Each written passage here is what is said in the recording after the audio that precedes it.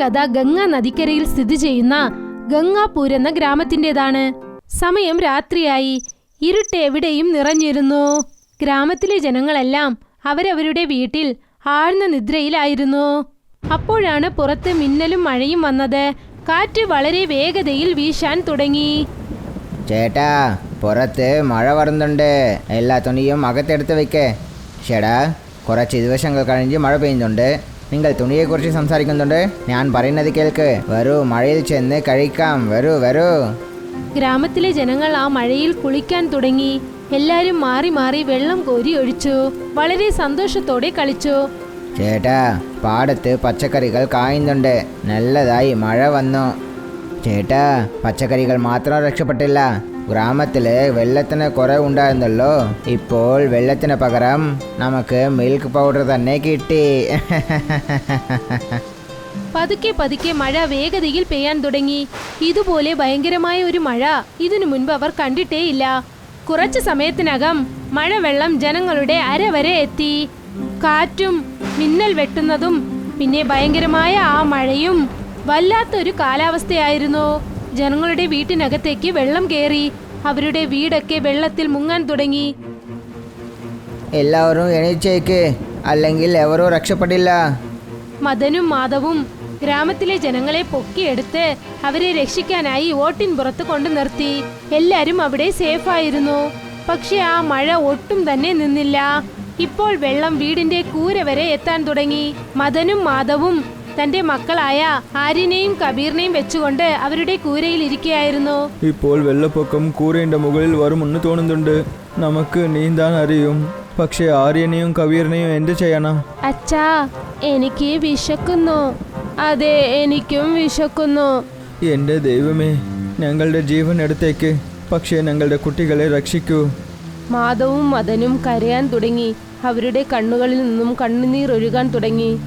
അച്ഛാ, നിങ്ങൾ എന്തിനാ കരയുന്നേ? അല്ലെങ്കിൽ തന്നെ താഴെ ഒരുപാട് വെള്ളമുണ്ട്. നിങ്ങൾ കരഞ്ഞാൽ വീണ്ടും വെള്ളം അധികമാകും. അപ്പോഴാണ് ഒരു മേഘം പറന്നു വന്നത്. അത് മദന്റെയും മാധവിന്റെയും മുൻപിൽ വന്നു നിന്നു. നീ ആരാണ്? ഞാനാണ് മേഘം. നിങ്ങൾ എല്ലാവരെയും രക്ഷിക്കാൻ വന്നിട്ടുണ്ട്. നിന്റെ മഴ കാരണമാണ് ഞങ്ങളുടെ ഗ്രാമം മൂழ்കാൻ പോകുന്നുണ്ട്. പക്ഷേ നീ ഞങ്ങളെ രക്ഷിക്കാൻ വന്നെന്ന് പറയുന്നു. ഞാൻ ഇങ്ങനെ ചെയ്തിട്ടില്ല. ഇതെല്ലാം ആ മോൺസ്റ്റർ മേഘത്തിൻ്റെ പണിയാണ്. എന്നെ കൊണ്ട് അവനെ തടയാൻ സാധിച്ചിട്ടില്ല. നിങ്ങൾ എല്ലാവരും സുരക്ഷിതയായ സ്ഥലത്തിലേക്ക് പോകൂ. ഞങ്ങൾ നീന്തി ഇവിടെ നിന്ന് പോകും. പക്ഷേ ഞങ്ങളുടെ കുട്ടികളെ എന്ത് ചെയ്യാനാ?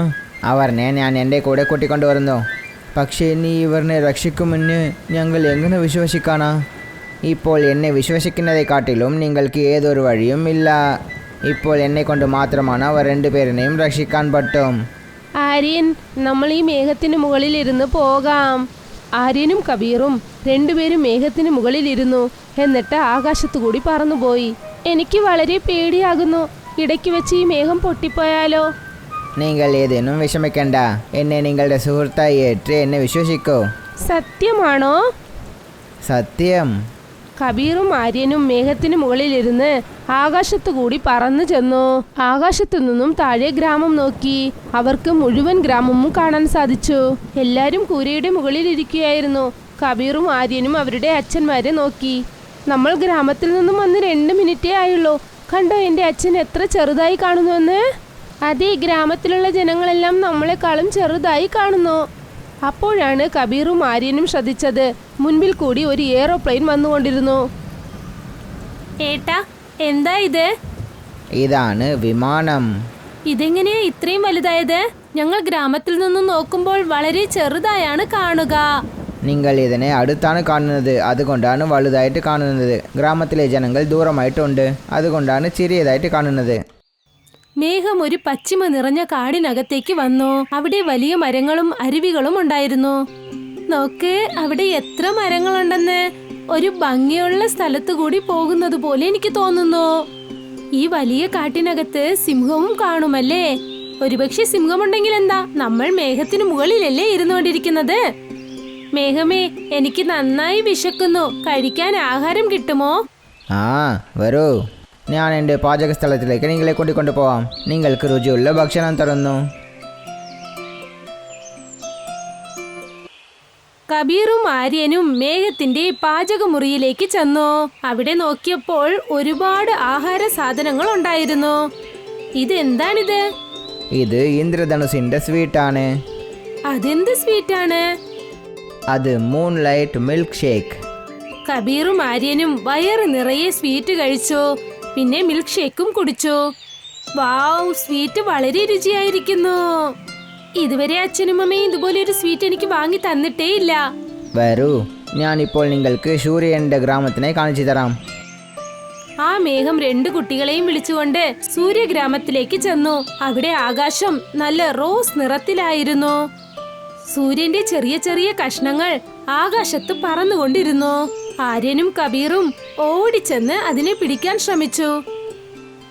എത്ര ഭംഗിയുള്ള സൂര്യനല്ലേ! നീ ഇവിടെയുള്ള ആകാശം ഒന്ന് നോക്കിയേ, എത്ര ഭംഗിയുള്ളതാണ്. ആര്യനും കബീറും കളിച്ച് കളിച്ച് കാറ്റിന്റെ നഗരത്തിലേക്ക് ചെന്നു. അവിടെ ഒരുപാട് വർണ്ണങ്ങളിലുള്ള പാവകൾ കാറ്റത്ത് പറന്നുകൊണ്ടിരുന്നു. നോക്ക്, എത്ര നല്ല പാവകൾ. അത് ശരി, ഇത് ഏത് സ്ഥലമാണ്? ഇത് കാറ്റ് നഗരമാണ് കബീർ. ഇങ്ങനെ ഇടയ്ക്കിടയ്ക്ക് കാറ്റ് വളരെ വേഗത്തിൽ തന്നെ വീശും. സൂക്ഷിച്ചിരിക്കണേ, എവിടെയും പറന്നു പോകരുത്. അപ്പോഴാണ് ഒരു വലിയ പുയൽക്കാറ്റ് വന്നത്.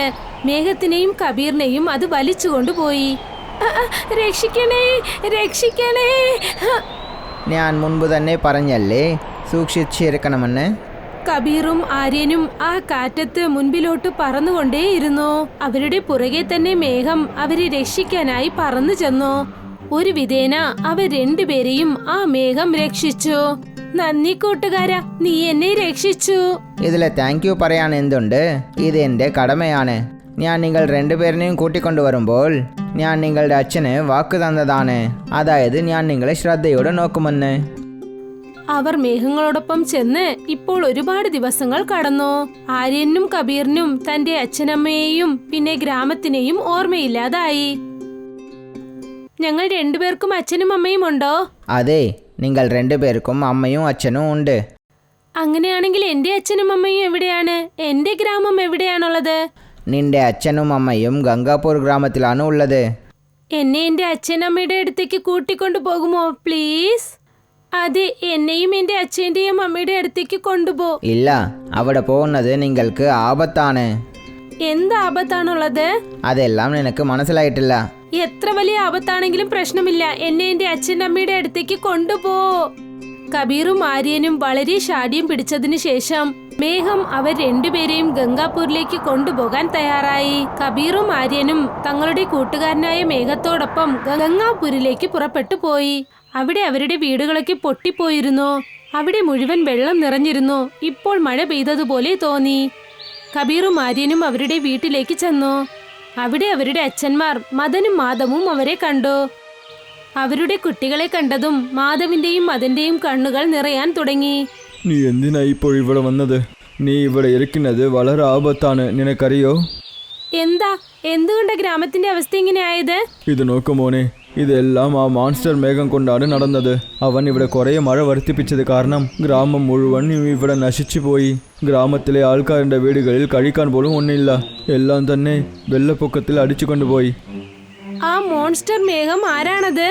അതുകുറിച്ച് അറിഞ്ഞ് നീ എന്താ ചെയ്യാൻ പോകുന്നത്? അവനെ എവർ കൊണ്ടും തടയാൻ സാധിച്ചിട്ടില്ല. ഞാൻ അതിനെ തടയാം. ആദ്യം അത് ആരാണെന്ന് പറയൂ. അവനെക്കുറിച്ച് ഞാൻ പറയുന്നു.